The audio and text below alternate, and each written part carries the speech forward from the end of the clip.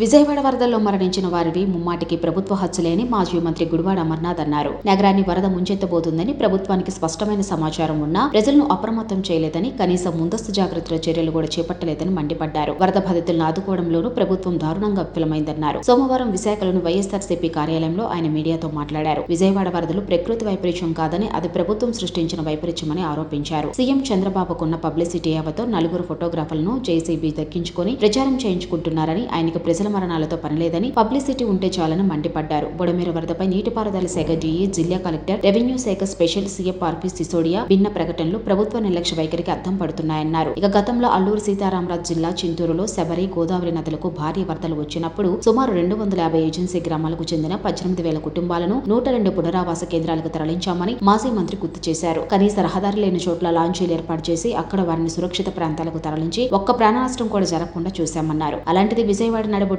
వరదలు వస్తే కేవలం ప్రభుత్వ నిర్లక్ష్యం వల్లే మరణాలు సంభవించడం అత్యంత బాధాకరమన్నారు. దాని నుంచి ప్రజల దృష్టి మళ్లించడం కోసం డైవర్షన్ పాలిటిక్స్ చేస్తుందని దుయ్యబట్టారు. ఆ దశలోనే ప్రతి అంశాలతో పార్టీకి అన్వయిస్తున్నారని ఆక్షేపించారు.